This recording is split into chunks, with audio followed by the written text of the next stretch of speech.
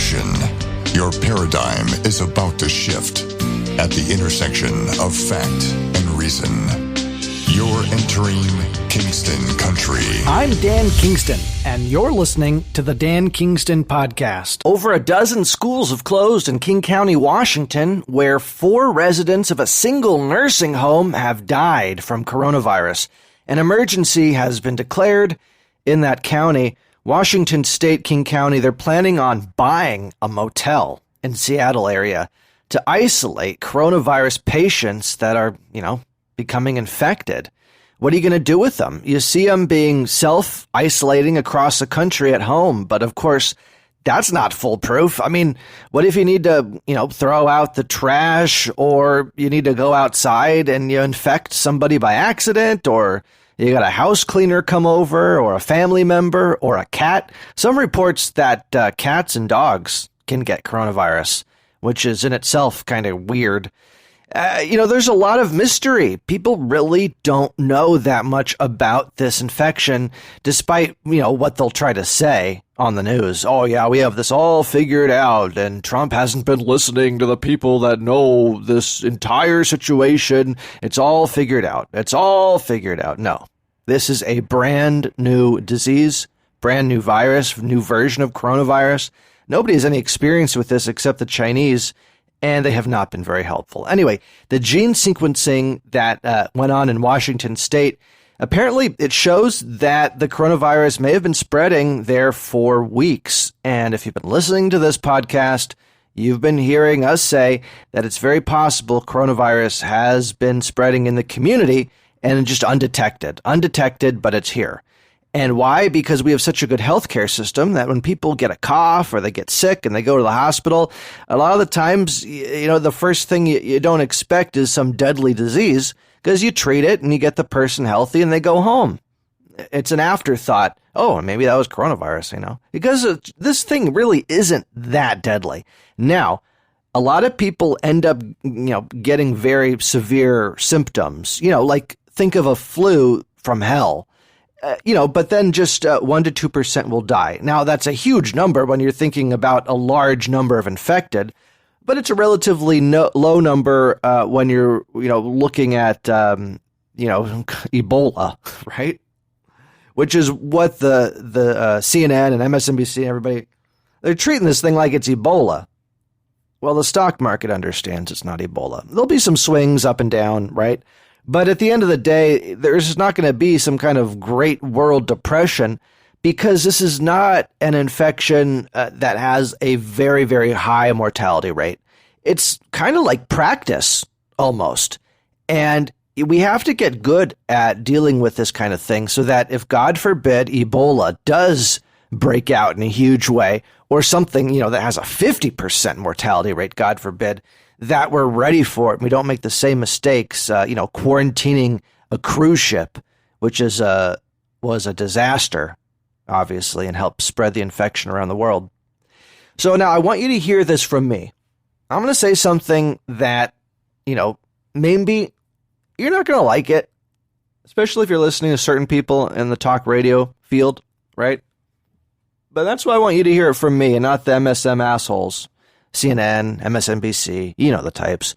And I don't want you to hear this from Alex Jones, who traffics in fringe porn. I want you to hear this from Dan Kingston. And I am humbled in that I feel I've earned your trust. And if not, if I'm speaking out of turn, then okay. But I think that I have some kind of credibility here, because I've been talking about this for months now. And you've seen the things I've said happen. We warn about community transmission, that happens. We warn that it's coming to the U.S., that happens. We warn that it could have escaped from a biolab. It turns out that all the evidence shows that that's probably what happened. I point to the fact it could be a bioweapon, and a lot of things point to the fact that that could be. Now, do I think it's a bioweapon? No, but is that still a question that should be asked? Yes. Why? Because it's been affecting men a lot more than women, because of its high rate of transmission, because of the timing with the trade war, because of the Hong Kong protests, and because you have the second country with the highest number of cases. It's either South Korea, but it's looking more and more like Iran. Okay, they're not being so forthcoming. So what does it mean about Iran? Well, I brought this up, and I've heard other people now are also bringing this up. I don't know if they're listening to me or if it's just so obvious. Everybody sees it now. Iran and China, they work together militarily, right? So it makes sense why, if it was a bioweapon, it would leak out in Iran in addition to China. Now, this doesn't point to the fact it's a bioweapon, no. Okay. And I'm not trying to raise the fear, because if it is a bioweapon, it's not a very good one. With a 1 to 2% mortality rate, that's not exactly... It looked like a bioweapon maybe that was released before it was ready to be released. Kind of like still in the works, if it is a bioweapon. More likely is something they were working on to try to understand coronavirus better. And then that thing escaped, whatever the hell it was. Okay, now it's not definitive, but you can listen to some of the previous episodes and hear me lay out the case for that. That's not what this episode's about. But with increase in testing, okay, there's going to be like 1 million tests that are going to happen now over the next coming days. And I mean, that's a huge increase in the number of tests. So I'm going to say something, and I want you to, listen to it and take it in, and don't hate me. Don't hate me for it. Don't hate me for sharing what I think is going to happen, because knowledge is power, and that's what I'm trying to do for you. I'm not trying to scare anybody or hurt the president's reelection potential, but I am saying that when you increase the number of tests, to 1 million tests, right? You're going to get more positives. They already have upwards of 100 positives in this country with a very, very limited number of tests that had been done. And now, because the private sector, private laboratories have been given the clear to do their own testing, you are going to see likely hundreds and hundreds, probably thousands and thousands of cases within the U.S., within, maybe your state, wherever you are. If it hasn't reached you already, it is likely to reach you. Now, I'm not saying you're likely to get infected. That's not what I'm saying. But I am saying you're likely to be impacted by the very real threat from the coronavirus. What kind of impacts? Well, school closures. What are you going to do with your kids? You got to put them somewhere. You could have work closures depending on where you work. You might have to work from home. You might have to take more sick days than usual. You might have an expanded sick day policy if your work is very generous. Those are some of the things you can look for. Also, broader travel bans. Now, the thing's already here. So how good will that do? I'm not sure, but you got to try. If South Korea has a huge infection, Iran has a huge infection, and you got cases in Mexico, Middle East, all around the world, it seems to me this would be a good time to do a temporary pause on immigration. Just a temporary pause on anybody coming in the country right now. Let's just get a grapple on this thing. We don't have the widespread testing going on yet, so let's just see what kind of situation we have. And in preparation for that, I would do a limited temporary travel ban, even more so than what's already been enacted. And the White House is talking about that. Okay. I mean, that's not just Dan Kingston. That's going on right now in the White House. That's being discussed. What kind of broader travel ban is going to be enacted? What kind of broader travel ban makes sense? What would help? There's no point to hurt the economy if it's not going to help stop the spread of the disease, right? And of course, a broad travel ban will surely hurt the economy. But safety first, people, right? The economy's in a good shape. It's in a good spot. It's going to come back. We're the most powerful country, the best economic powerhouse in the world. And so we can take some safety measures here. We don't have to be like China and treat their people like animals, right?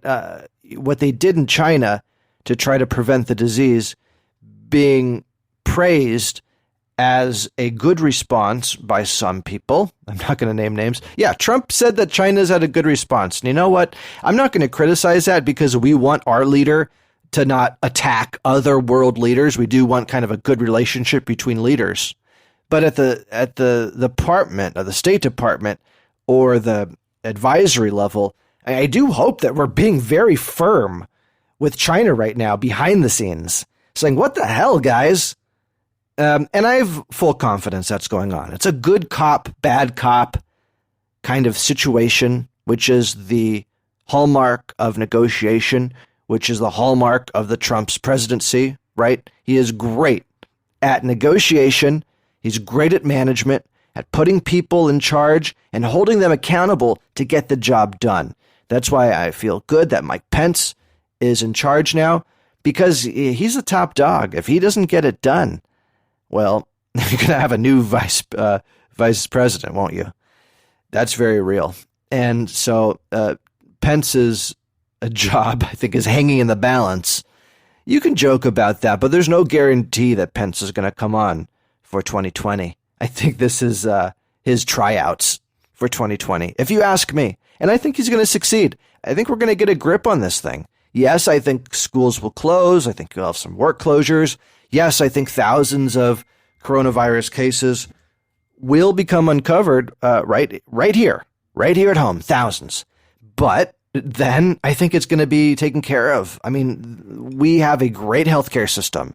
We have identified medicine in this country that we produce, that we've developed, that really does ease the coronavirus symptoms. Now, why weren't they given to those people that died in Washington State? I don't know. Maybe it's more effective on younger people. And if you're in a retirement home, you're an old person, this is a very scary disease. I mean, the mortality rate goes up a lot higher depending on how old you are. And if you're over 50, this is a very frightening disease. If you're under 50, it's not as scary. And again, I'm not trying to cause panic because, I mean, let's say you're a real old timer. Let's say you're like 120 years old. You're still not likely to get infected and die from coronavirus, okay? Even if you're in China, you're not likely to be. I mean, that's the reality. You're way more likely, unfortunately, to die driving to the grocery store than getting infected with coronavirus at the grocery store. That's the truth. But are you going to wear gloves? Are you going to stop touching your face? Are you going to wash your hands more? I mean, these are all the things that they're telling us to do, right? And it sounds like the things they've always been telling us to do. So I don't. Basically, they're like shrugging their shoulders and they're like, I don't know. I mean, do what you can. Be safe. It is what it is. So, yeah, I'm not entirely, panicked and concerned. I'm not like buying, stocking up on tons of canned items and getting toilet paper and paper towels, because I'm afraid they're all going to run out and we're going to run out of prescription medicine and we're going to run out of this and we're going to run out of that. No, we're not going to run out of supplies in a big way in this country. I would be shocked if that's the case. If China can continue to feed their people during a crisis like this, well, sure as hell we can too. And you'll see a lot of people and communities coming together too. That's what I believe. Maybe not in the big cities, but in the smaller communities, towns do come together. People do come together. And that's why the last place you want to be in a big kind of crisis is a big city. A big condensed city is a scary place to be in a catastrophe or a natural disaster or an epidemic. But again, even so, we're very blessed to be in the most advanced country in the world, economically, scientifically, militarily. So you're in a good spot and you're very blessed, and we should all be very thankful for that and pray for all the people out there around the world that don't have the blessings we have and who are more at risk from this coronavirus. This is Kingston Country. The Dan Kingston podcast is brought to you by Traveling with Janice and Cruise Brothers. You can count on Traveling with Janice and Cruise Brothers to be your trusted resource to help with travel-related questions and recommendations, especially given what's going on in the news right now. You don't want to book anything without first consulting Janice to ensure you stay safe and protected. Call Janice at 480-648-3324 or email travelingwithjanice@gmail.com. Hey, Dan, it's Richard, one of your Twitter followers. I just wanted to check in to let you know that I appreciate the good work that you do. It's not often that I get to hear journalists who reports the facts without putting a personal spin on them. Great show, great guests. Keep up the good work. Keep America great 2020. Hey, thanks for the kind words, Richard. I really appreciate it. I appreciate you for listening and for telling friends and family members. The Dan Kingston podcast is really special because of you, people like you that listen. The community is what makes Kingston community. Okay, again, I mentioned testing is ramping up, so they're going to have 1 million expected to be tested within the coming week. And an experimental vaccine by Moderna Therapeutics is now in the experimental version already. It's already being experimented on humans. So that's a record pace. That's never been done before. To have a vaccine ready within weeks, basically, to be tested. It makes you wonder, kind of, what the hell's in that vaccine? I mean, are you concerned with all this overhyping and fear-mongering of the coronavirus and maybe the vaccine could potentially do more damage to humanity than the coronavirus? I mean, the potential's there, isn't it? If the vaccine's rushed out before proper testing's been done, and the vaccine's given to hundreds and hundreds of millions of people, and it's dangerous, you've done something really, really horrible, because coronavirus has not infected that many people. We're talking about under 100,000 people around the world. I mean, let's put that in perspective. In China, 1.4 billion people, and you have less than 100,000 infected. I mean, that's a real scary situation. Yeah, it's spreading around the world. Yeah. But again, you're talking about a very low number. And it's growing. It's growing.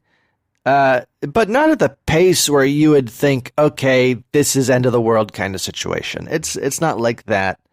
It's a situation like another flu. We have another flu going around, and this one's like the flu from hell. You really don't want it, and that's why we're taking all these precautions, okay? So Democrats are making this all political, right, with their writing in vaccine affordability into the demand with this $8 billion or so. They're saying, we're not going to give you the money unless you write in vaccine affordability, which I don't really understand. I mean, is a vaccine going to become unaffordable at all? I mean, that would be kind of pointless, wouldn't it? Like, okay, we have a vaccine, but we can't give it to anybody. Of course the vaccine's going to be affordable. Of course it is. Of course they're going to figure it out. You don't need to write into the entire law that every vaccine ever made has to be affordable from now into the future. That's total politicalization of something that is way too important. Just get the money approved, get it into the system, get the tests, get the vaccine going, get the remdesivir, if that's how you pronounce it, which is the medication that helps ease symptoms of coronavirus. At least it's been allegedly, supposedly, presumably shown to do that. So New York now is bracing for many more cases, as the rest of the country is, because they've just tested 32 people, and they got a positive out of that. And so you're saying, okay, they only tested 32 and they already got a positive. And they just got a second case, actually, after they started expanding their testing efforts. They got the approval from the CDC to do their own testing. They have labs, states and cities, we have labs. And the CDC was really kind of, I don't know why, controlling this from the top down. When we have the technology in cities and states to do the testing ourselves, I don't really get why that was happening, but I believe it was to ensure accuracy until this thing could get really figured out, until it was proven that these private labs and city labs and county labs or whatever it is actually do possess the technology to accurately diagnose coronavirus. And I don't think that that's really been confirmed by the CDC, but I do think because it was taking so long, the CDC was kind of like, okay, well, if you say you can do it, okay. So now there is some question, how accurate is the New York City test? that they're giving out. It's not from the CDC, right? But you got to assume that people, in charge at least are somewhat competent, I guess. I mean, you got to start from that working assumption, or do you start from the assumption people are incompetent? That's an interesting question. Maybe you got to assume people are incompetent and go from there. Be more skeptical about it. But I would say there's a good chance that New York, which is a world-class city, is going to have a test that's fairly accurate. And because they're expanding their testing efforts, you're going to see a lot more cases in New York, just like you're going to see a lot more cases everywhere. And the scary thing about the New York case and the Washington cases is that there's no obvious connection to travel abroad, to any of the affected regions at least. So does that indicate there's travel to a country that is not known to be infected and is infected, or do you have community transmission right now in this country, which seems to be the more likely scenario? And it seems to me you probably have community transmission of this thing going on for weeks now, maybe months. You know that China was very late to the game identifying what they had. And because of world travel, the extent of world travel, it's very likely the thing had spread. Even before China recognized it in their own country, it's likely to have spread to other countries. Okay, it's not easy to test for this thing, and it looks like pneumonia. So maybe people were dying of pneumonia and they just didn't know. And that's probably what's happening right now too. So, I mean, are you concerned about this? Probably not. Probably not, because coronavirus seemed to switch political parties for some reason. And when I first started talking about it, it was CNN, it was NPR. They're all saying, oh, just like the flu, it's just the flu. You have more concern from the regular flu, the seasonal flu. You have more to be concerned about from a cold. You're more to be concerned about from the phlegm in your throat, from a little cough that you got off of the pollution from the factories that are polluting our air and causing global warming. That's what you should really be concerned about. Of course, I was saying, look at the biolab. I was saying it's going to come here. I was saying we got to get ready. We got to shut the border. That's what I was saying. And you were right there with me. You were listening and you were applauding. And then something strange happened. When it did come here, all of a sudden started getting political. Oh, we can't talk about it anymore because it could hurt the president. Oh, it could hurt the president, so everything's political. Everything's political. We talk a lot about how the left makes everything political, but why did this shift? Why did coronavirus shift? Why is it a Republican coronavirus or a Democrat coronavirus? I don't understand why everybody who is listening to me talk about coronavirus for weeks all of a sudden now says that I'm part of the mainstream media and I'm trying to hurt Donald Trump for saying the exact same things I've been talking about for weeks. It seems to me that the people are hypocrites saying that. They're not following this podcast. They're not following the news. They're not following what's really going on. They're acting like Democrats that don't follow what's going on. They just listen to their MSNBC or CNN overlords and parrot exactly what they're told to say, told to think.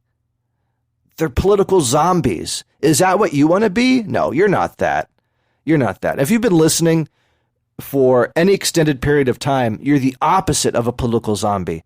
You're a political genius, honestly, because you discovered this podcast and you keep coming back. Despite what other people are telling you, you keep coming back. Despite what other people are saying, despite them saying that I'm a conspiracy theorist, that I don't know what I'm talking about, that I'm a fearmongerer, oh, that I'm a Democrat, I've been bought off.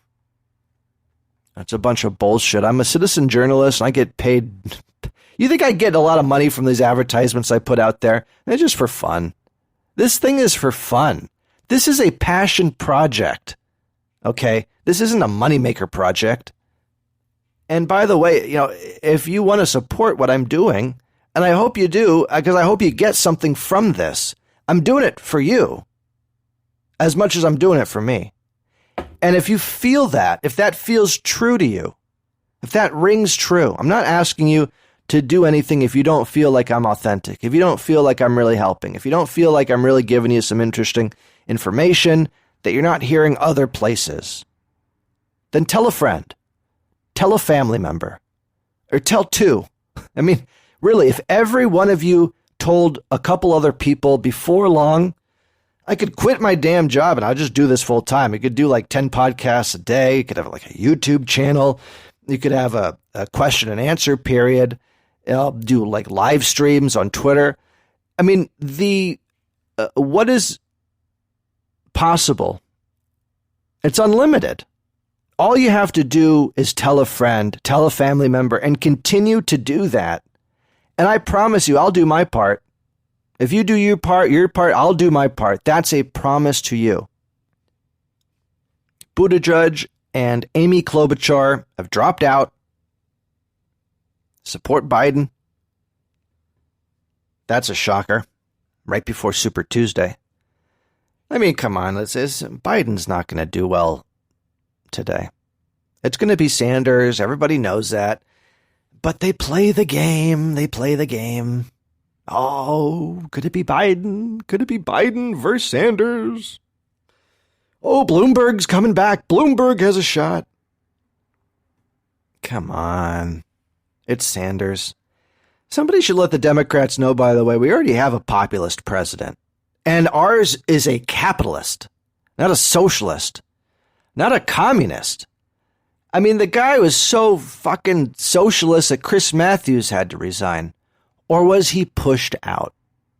I mean, I think Chris Matthews was pushed out because he began attacking Bernie Sanders. And that was a big no-no. Oh, you can't attack Bernie Sanders on the left. No. Laura Bassett, who's an idiot and a man-hater. I mean, she jokes about throwing things at men and hating on men. Well, she accused Chris Matthews of complimenting her appearance backstage.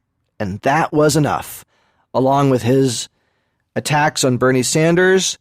And recently, he did compliment Donald Trump.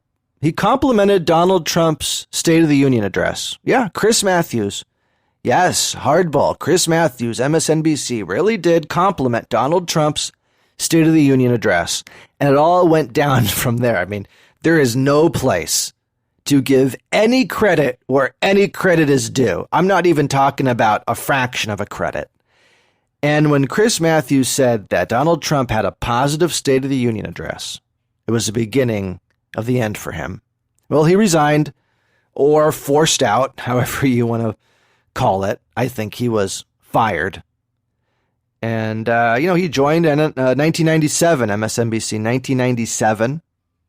And so it's a long, however you feel about the guy, he's 74 years old, super into politics, very passionate about politics. He called it how he saw it. He wasn't going to just go with the flavor of the month and start saying nice things about Sanders when he's a capitalist. Chris Matthews is not a socialist. Say what you will. He's a capitalist, and he didn't like Sanders. And for that, he got Me Too'd by Laura Bassett. And I think it's wrong. The cancel culture is offensive. And when people are canceled unfairly on the left, it's just as offensive as when they're canceled unfairly on the right. The guy is 74 years old. This is what he had to live for. The guy, you're basically condemning him to death. People are what they do. And they take a lot of pride in that. And this whole cancel culture that we're living through, it's really killing people, and it's criminal. And one day people are going to look back on it and shake their heads and say, wow, what was that? What was that like living in a country of third graders? Kingston Country. You've been listening to the Dan Kingston Podcast. Dan Kingston here, asking you to do me a huge favor. Will you possibly rate the Dan Kingston Podcast on Apple Podcasts? Each new rating, believe it or not, really does have a major impact on the way Apple's algorithm recommends content. With just one quick click, You can help promote citizen journalism and end the stranglehold of the mainstream media. Together, we're going to do this. Thank you. I really appreciate your support.